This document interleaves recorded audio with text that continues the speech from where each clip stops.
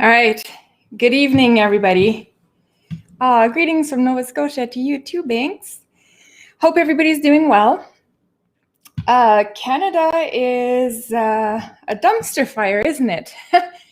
We're going to check it out tonight. We're going to see a bunch of stuff that has been happening, and I think the recipe is complete.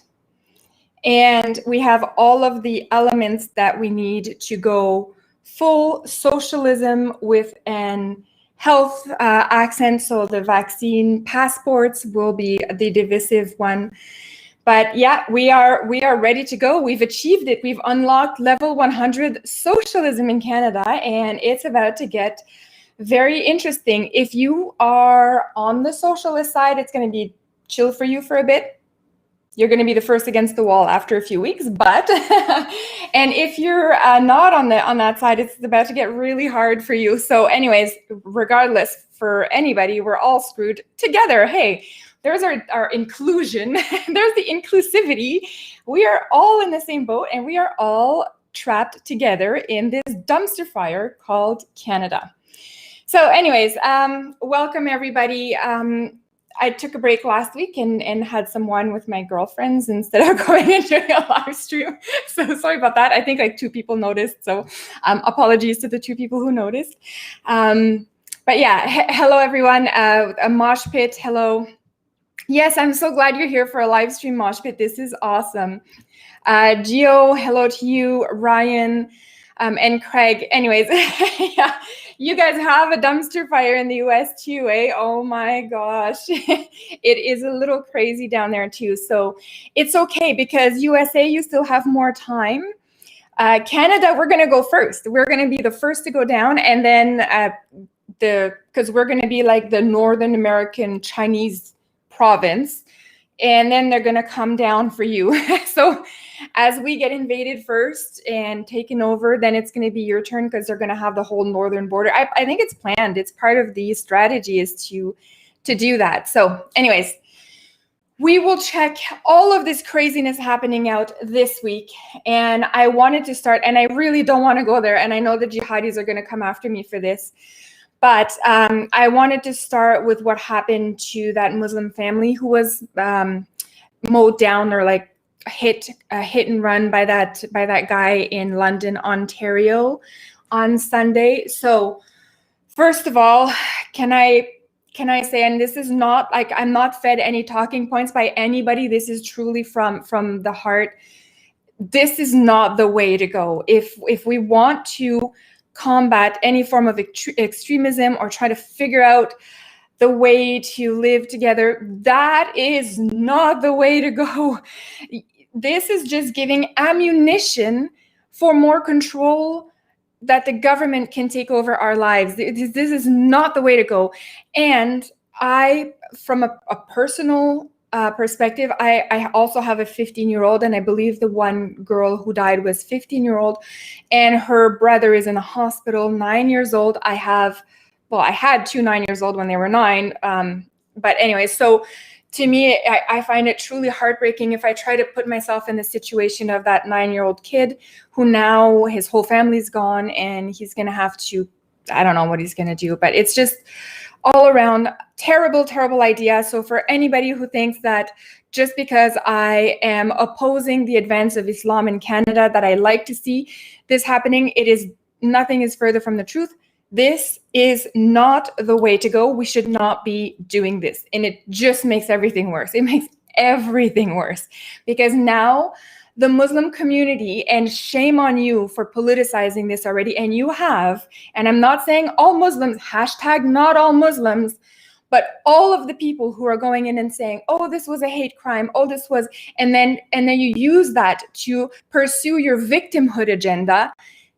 Shame on you for doing that, for using this opportunity that is tragic in itself to go and further this. Same with all of the stupid politicians in Canada who I despise. Every level of every political branch in Canada, I despise them all. I despise governments across the world.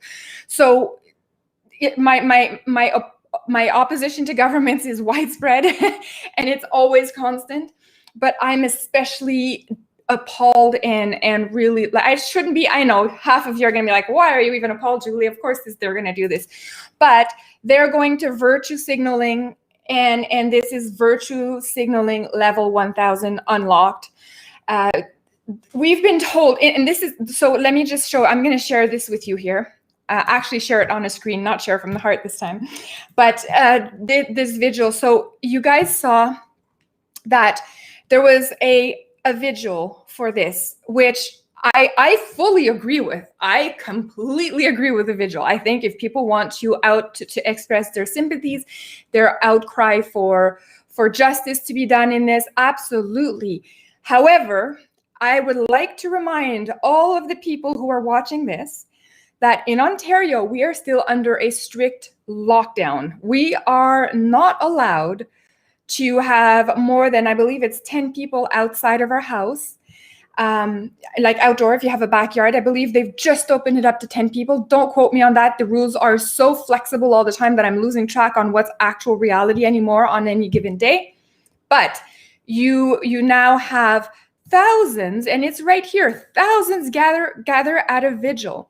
Now, if the hypocrisy, if the contradictions, if the cognitive dissonance was not glaring before, I really hope this is the time you're going to see it.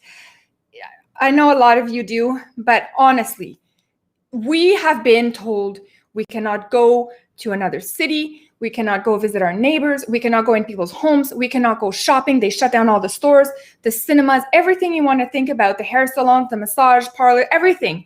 They've shut down. Everybody has to work from home. The schools are shut down. The schools are shut down in Ontario, and they are not reopening for the remainder of the year.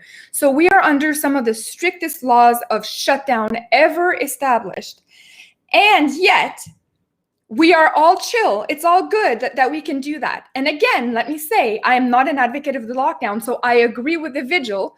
What I do not agree with is this glaring discrepancy, the audacity of the government to be ticketing people at freedom rallies, but yet to allow people to come for this. So really, if you didn't realize it before, you now know that in Canada, there are classes of people. There are groups of people. So when I was growing up in Canada, it was one law for all. Didn't matter who you were, the same laws were applied to you no matter what. We have now moved over to a different type of Canada where there's one law for this group, one law for this other group, definitely one law for the elite ruling class. And this is how it is now. There is no longer one law for all. If you're a certain skin color, you can get away with some stuff in Canada. If you're a certain faith, you can get away with some stuff in Canada.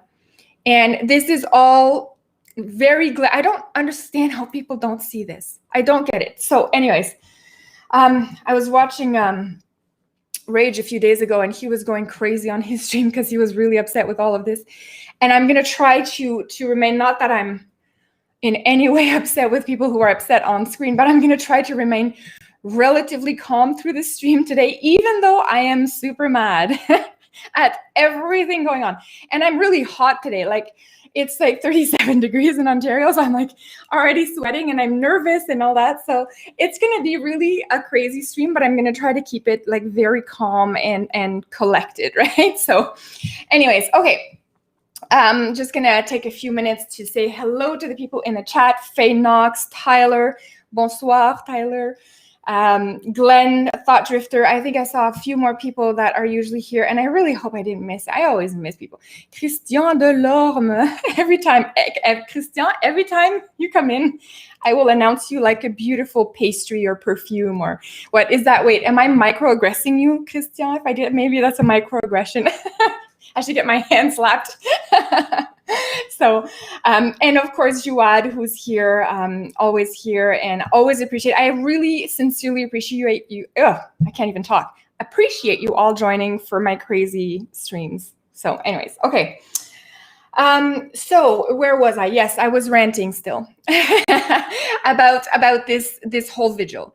So I don't know what you guys think about this whole vigil that was happening. I mean, did you guys see that? Did you is anyone else upset that if there's a rally that is trying to protest or bring attention to the fact that these lockdowns might be a little bit too extreme, those protests get shut down and ticketed and people get jailed even, while we can have thousands of people gather for a vigil? I don't understand. I do understand, but I'm just pissed.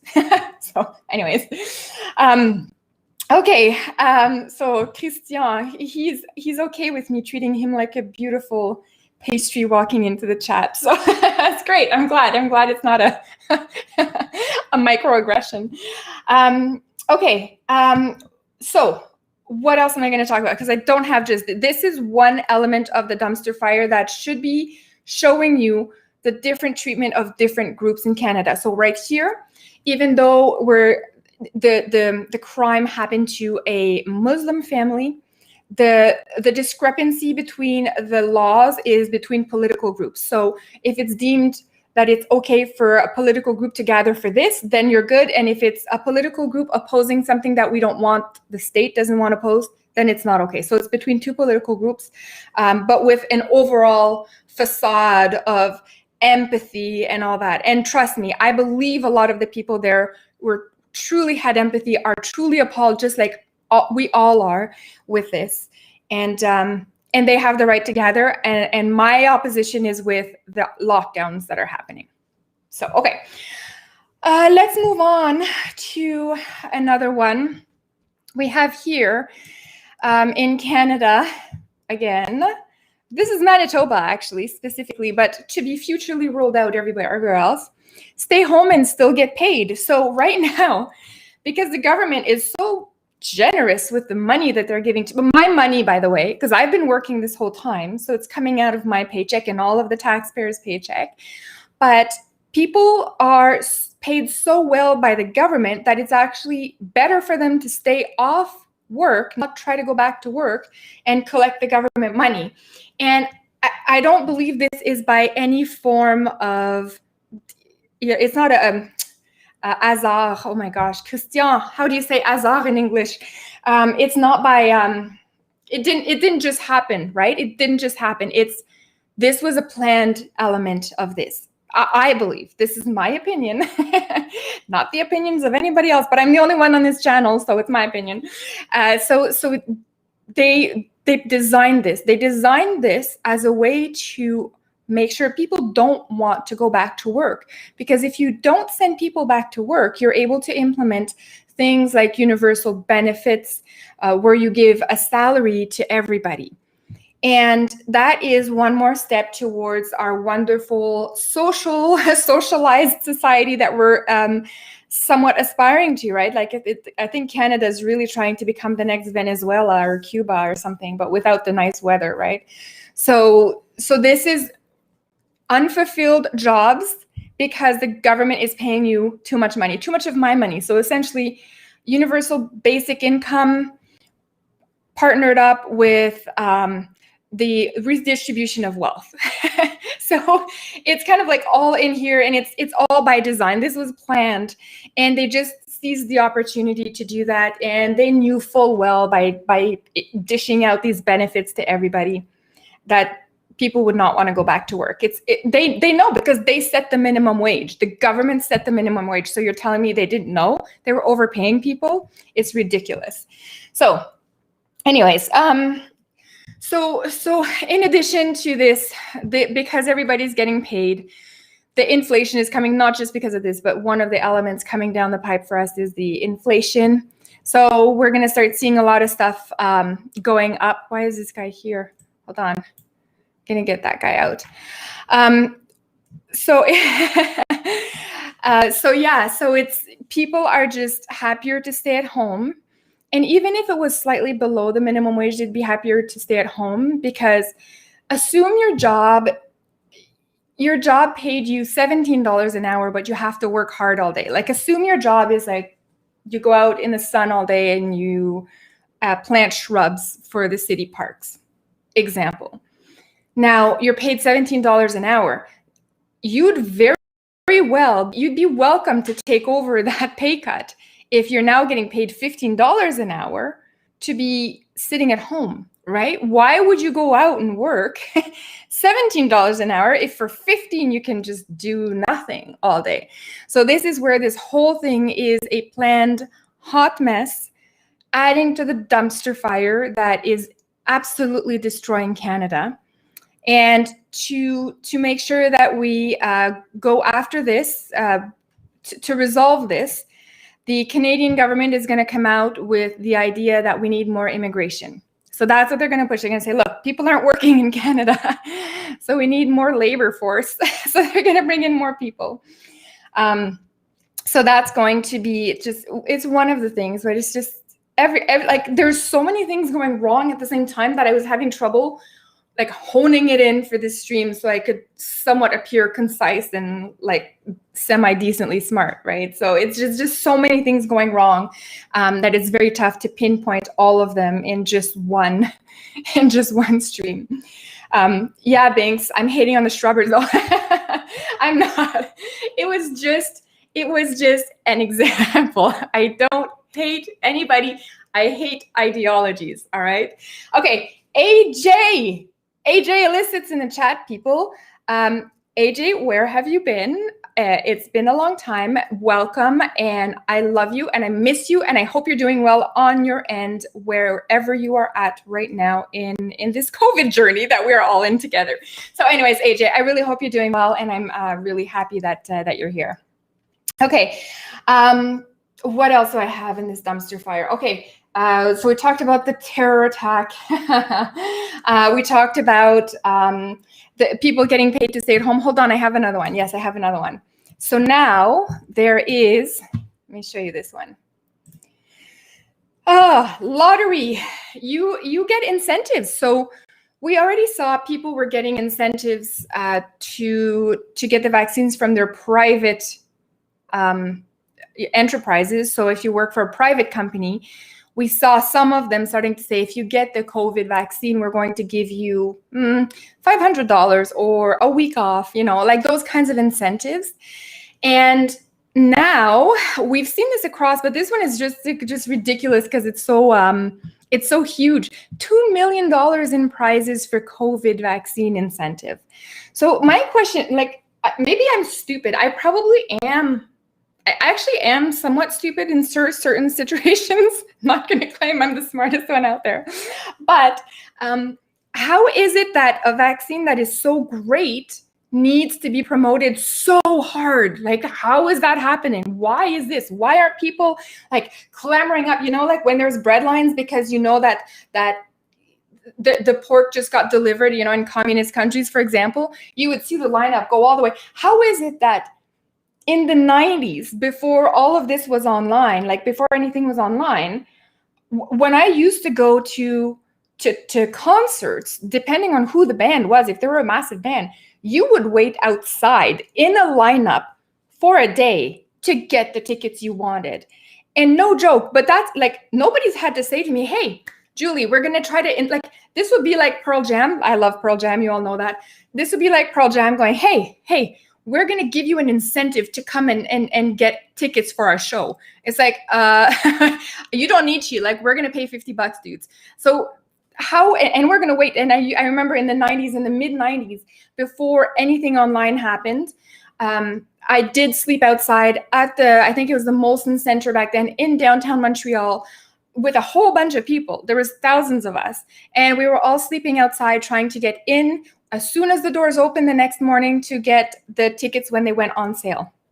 So nobody had to do that. Anyways, that's a stupid example. I told you I was not the smartest cookie in the jar or tool in the shed, whatever. I can't get anything right.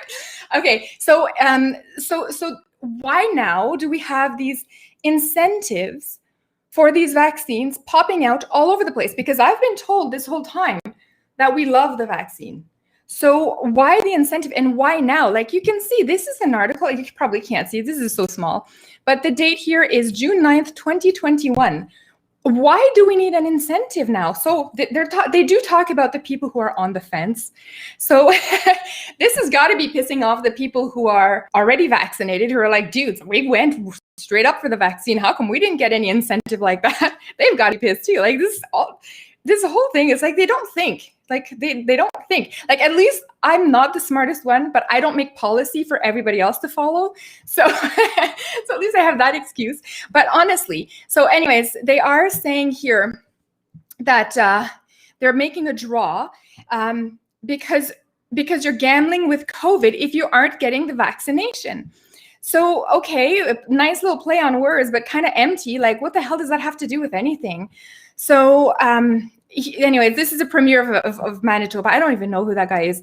If you want a sure thing, you should bet on getting a vaccine so that you can make yourself safer and everyone else around you too. So if the better bet is to take the vaccine, why do you need to incentivize it? There's no reason. You should be able to weigh your options and then decide. Like, when I buy a lottery ticket, I'm like, and I don't buy them often, but I do have fun with those little scratchy ones. So I'll be like, okay, I'm willing to part with my $5 here, even if I don't win anything, for the chance of winning 5,000, right? Like, it's that kind of thing. So why can't we do that? Why can't we let people make up their own minds without constantly giving them the little carrot? And what makes this whole stupid thing about the draw even worse for me, from my perspective anyways, is, okay, so Canadian taxpayers, I'm one, you guys are one, we've paid for the vaccine. Then we paid for the vaccine distribution. Then we paid for all of the marketing campaigns going around the stupid vaccine. Then we paid for the army to run this whole thing from the start. And now we're paying for incentivizing people to take the vaccine that we paid for and paid for promotion of. I'm like, how much of my money are you gonna take? It's getting so crazy. So anyways, from my perspective, this whole thing is a huge mess, because the fact that they're openly saying we need to incentivize it, it just shows you people are kind of fed up with this whole thing. So anyways, this video will probably get banned. I mentioned vaccine too many times, didn't I? So, okay, so there will be 2 draws for the lottery. So they're going to do one on August 2nd, if you're interested, for one or both shots, and September 6th for the fully vaccinated. So even within the incentivization draw, they have already created classes of people that they are dividing up. So, hey, you want a second draw chance, you got to get the second vaccine. Whew, okay, everyone who has been vaccinated. Oh, there we go. Okay, so there. Okay, so I'm going to retract back up a little bit, because I did say something wrong. But they do say in here that everyone who has been vaccinated will automatically be entered into the draw. And those who do not want to be entered will be given the opportunity to withdraw from the contest. So yes, okay, if you were already vaccinated, so that makes more sense to me. That makes more sense. Okay. But still ridiculous that they still have to go and incentivize people this late in the game, after they've touted the vaccine for months, saying it was the greatest thing to ever happen to humanity is this COVID vaccine. Right, YouTube? You can't ban me on that. I just said the right thing, right? So there we go. So they're doing $100,000 for each of them. Each of the prizes. There are 3 prizes, and there will be an additional $100,000 prize each for the remaining health authorities, with Churchill being included. Okay, so wow, crazy, right? Okay, let me talk about, this is something I should have talked about last week, but I wasn't there. Haha, I didn't do the stream last week. I took off. Let me just see the nurses that went to the hockey game. Nurses went. I was gonna see if I can find it, guys. Hold on. To hockey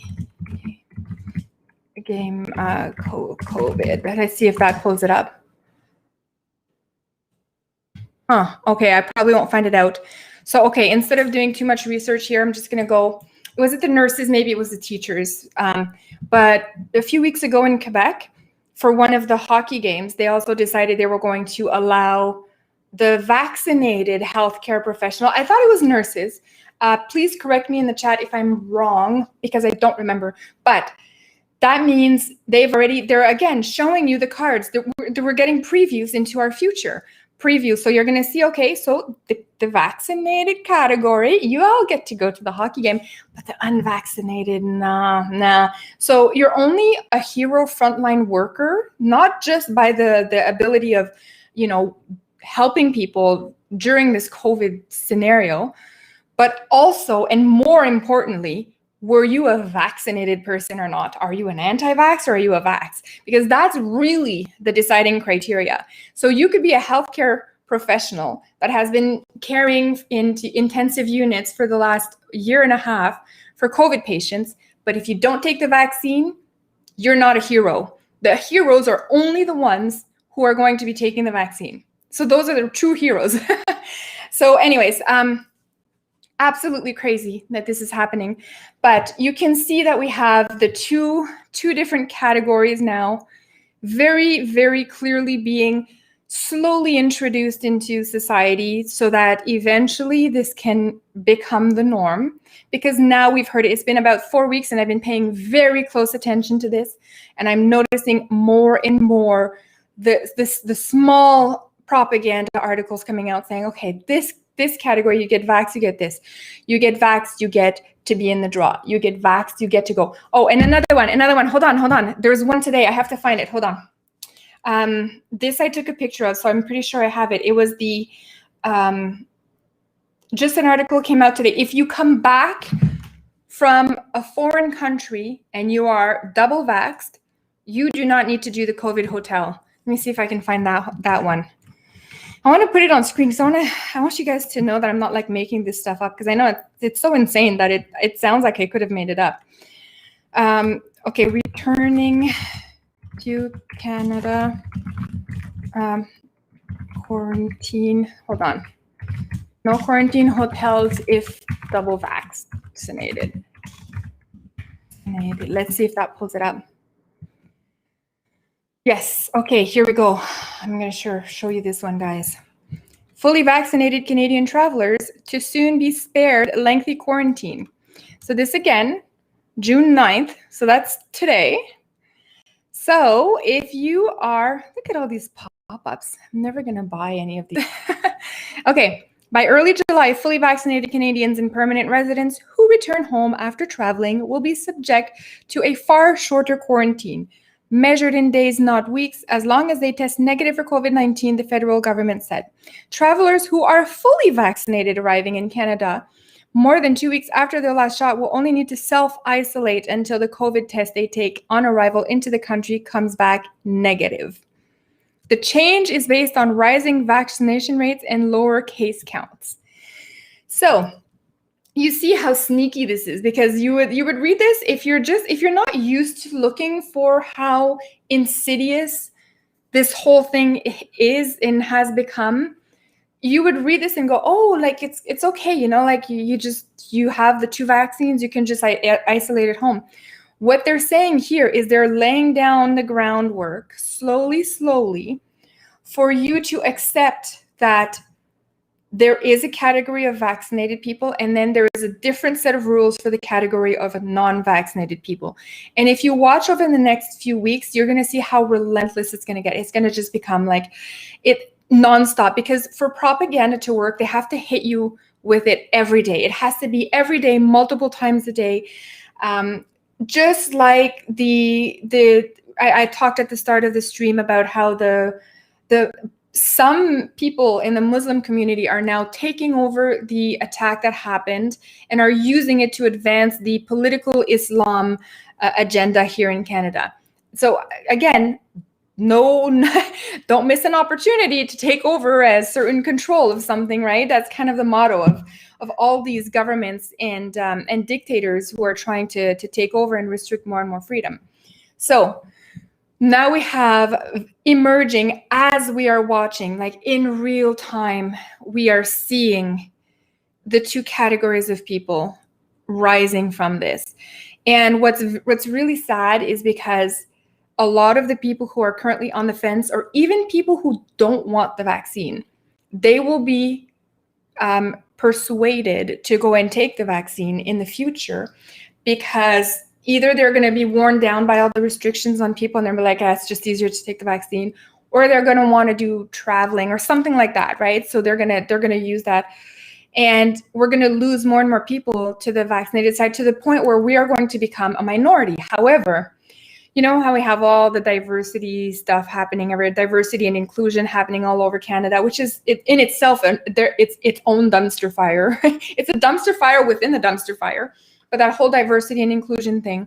So because we have that happening at the same time, we're looking at it and saying, okay, all these minorities, they need a protection. If you're white, you have privilege, and you have to use your privilege to help rise these communities because they're a minority.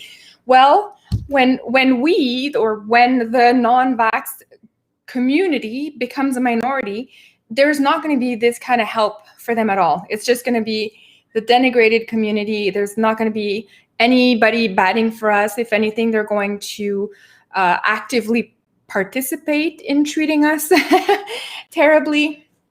So it's going to be just an absolute devastation. Everything that is happening right now is a concerted effort, and we are being hit at all angles, trying to see, okay, propaganda here on this, propaganda on that. And it's like, with what happened this week, this is my opinion again, but what happened this week is like we had an ingredient list to bake the proper communist Canada. And over the last few months, and year and a half specifically, we've been checking off all of the ingredients to make sure that communist cake in Canada is perfectly baked soon.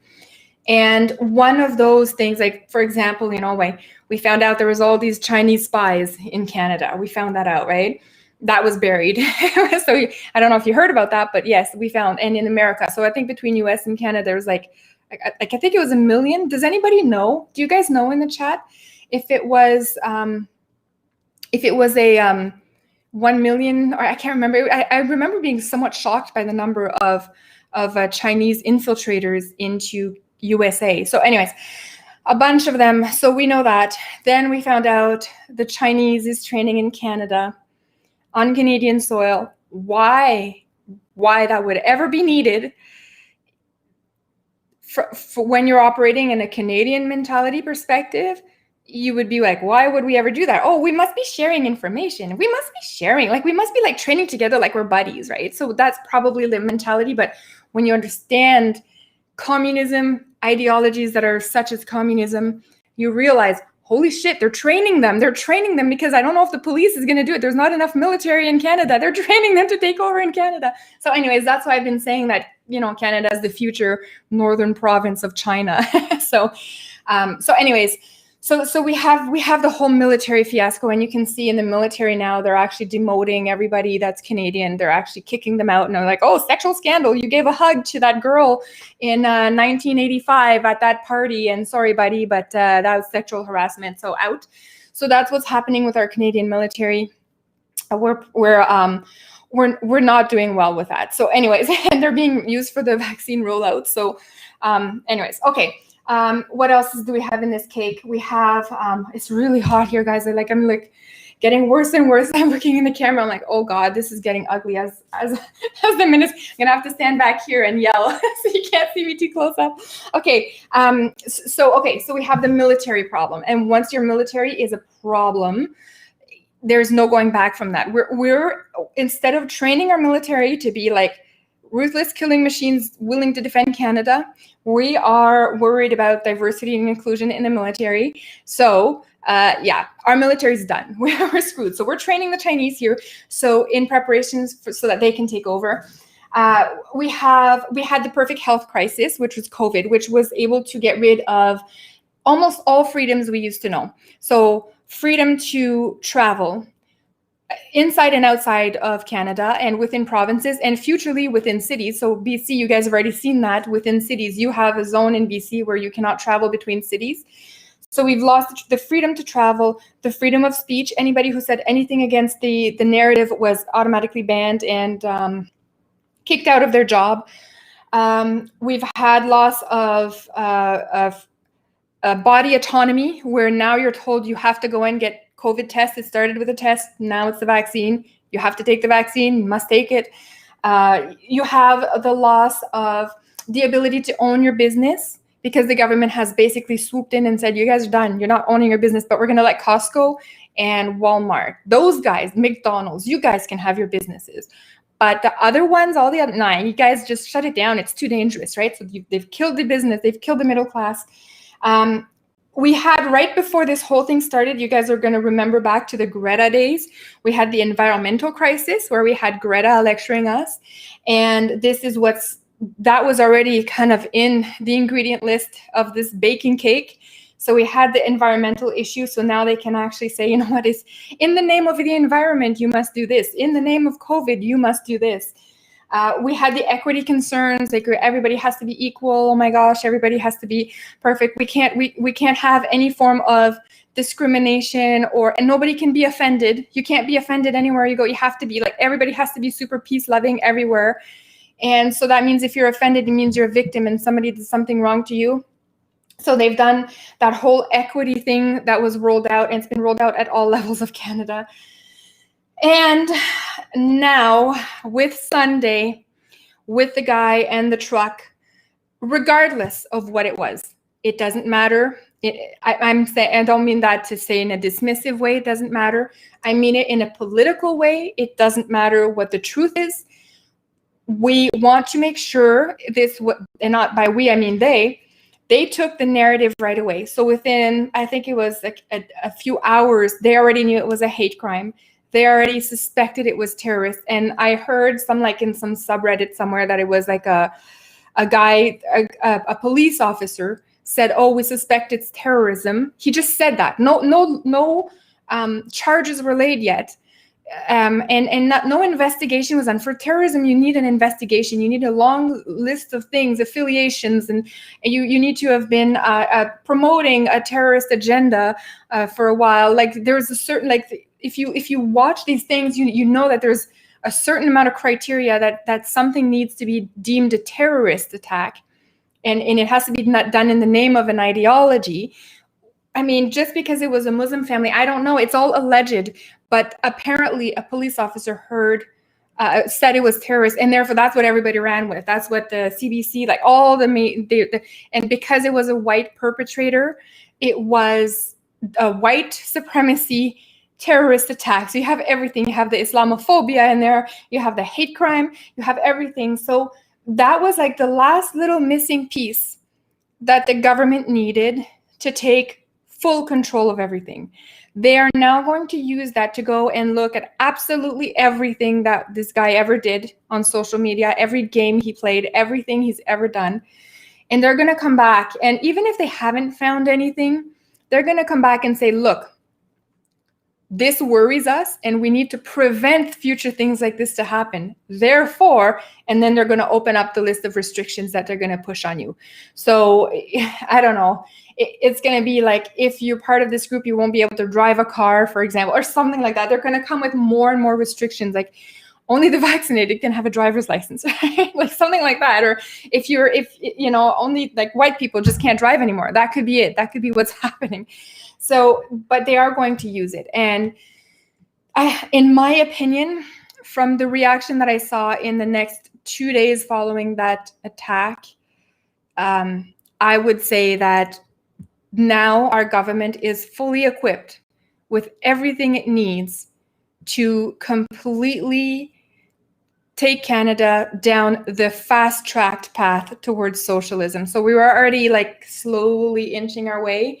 Now we're going to go like Cuba style. We're going to go like, all right, we don't even need a freaking revolution. We're just going to do it, right? It's not even going to be for the people. They're just going to go for it. So anyways, this is where I think you already knew that I think Canada was kind of effed to begin with.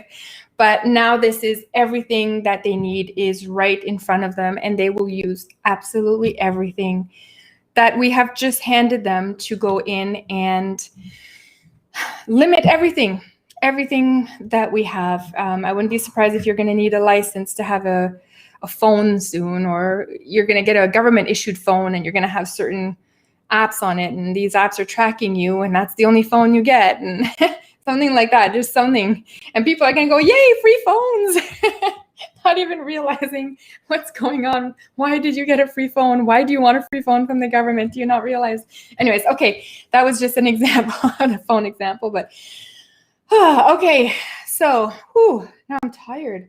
I mean, it's exhausting to go through all of this media and to figure out that we're screwed. It really weighs heavy on your soul at the end of the day. So, okay, I'm just going to catch up with the chat a little bit, and then I'm going to shut it off so I can go have some dinner, because I didn't have dinner yet. But oh yeah, the mass graves. Yeah, that's a really, yeah, Camo, you bring up a good point there. I'm just going to bring that up here. This is, you're talking about the Native American, yeah, and that one is I don't know. I haven't quite pinpointed where that one is fitting in the propaganda, but I know it does, because anything out of the CBC is 100% propaganda. So if the CBC writes an article about it, it means they have an agenda and they've been instructed by the government to write about it. So I'm wondering what that is going to do, how that piece fits into the whole thing. I think it's just a small piece in the self-flagellation arsenal that they have to say Canada's bad, Canada's racist, Canada's evil, look at what we've done. There should be sanctions on us. The UN, like somebody was saying about the UN is going to actually deem us, like to give us strikes, like they're always giving Israel strikes. So I can't remember what that's called right now, but they're going to do that. So yeah, it's going to be just insane. But I haven't quite figured out why they're using the Native Indians now.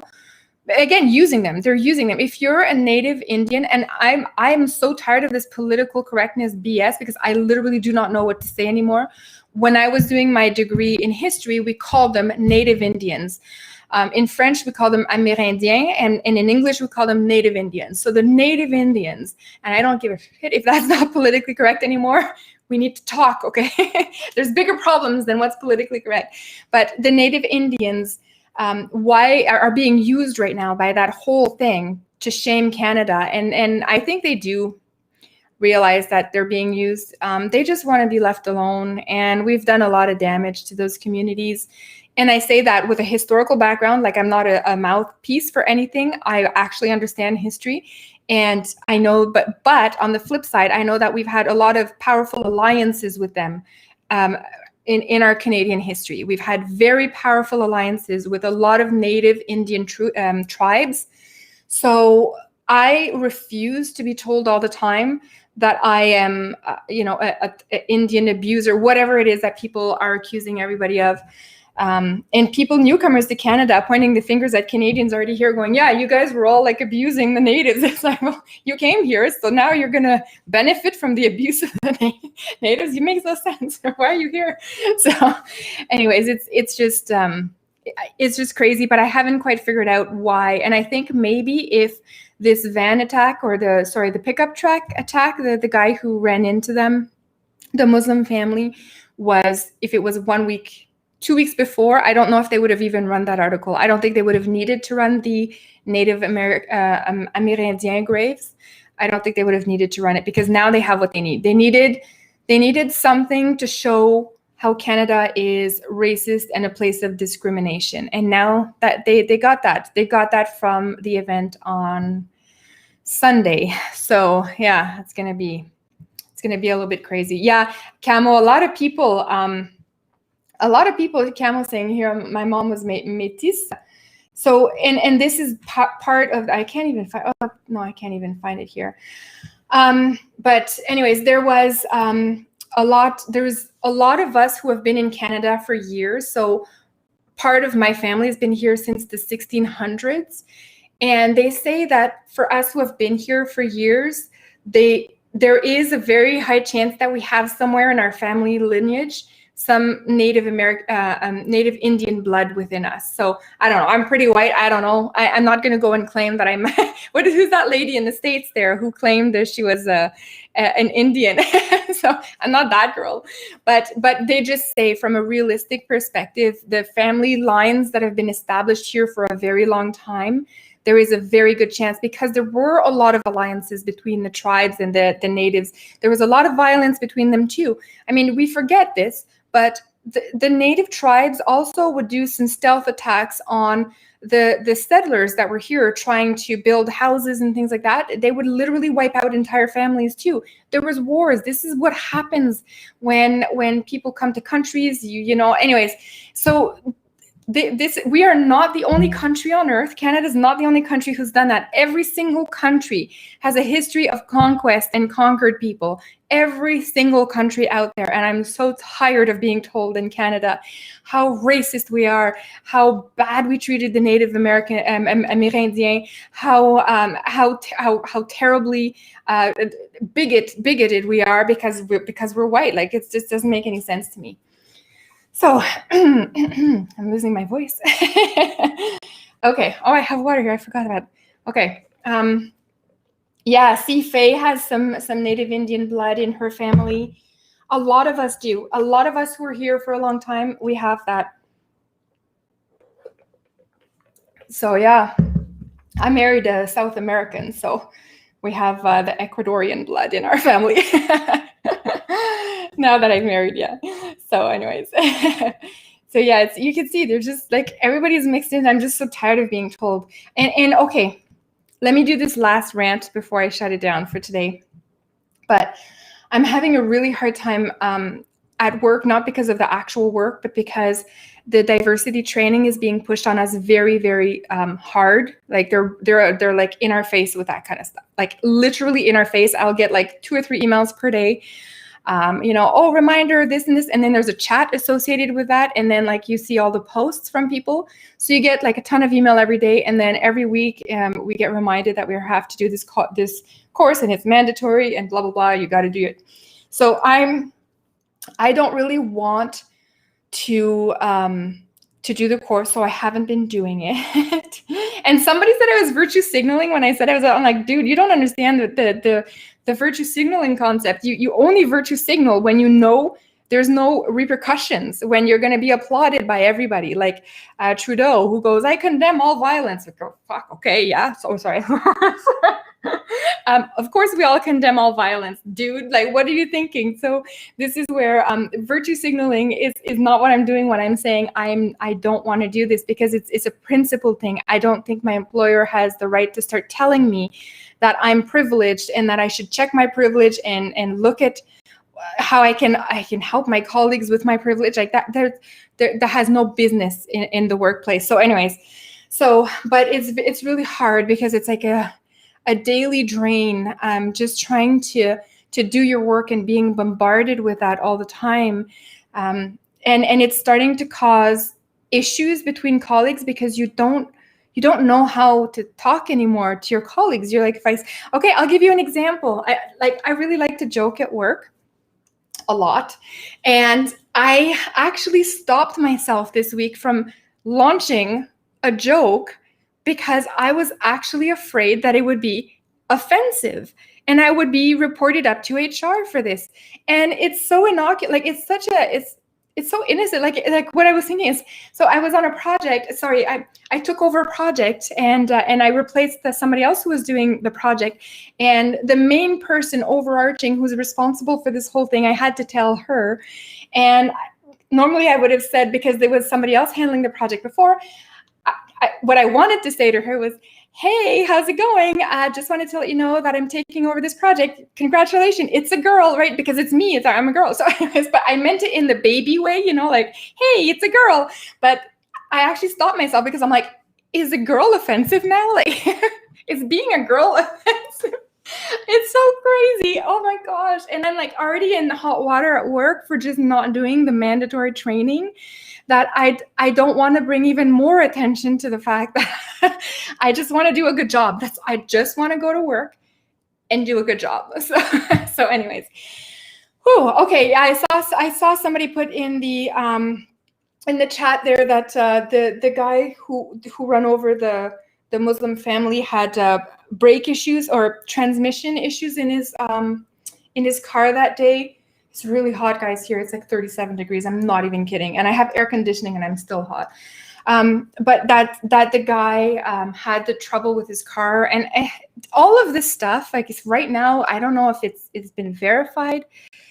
It'll all be verified, but there's going to be the public documents, and then there's going to be the classified documents. And the classified documents will only emerge 30, 40 years from now when communist Canada collapses, and then we can access the archives.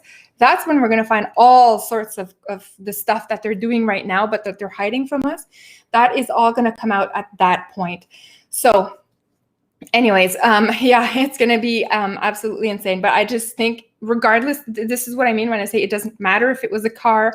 It matters to people like us who care about the truth. Yes, absolutely, it matters.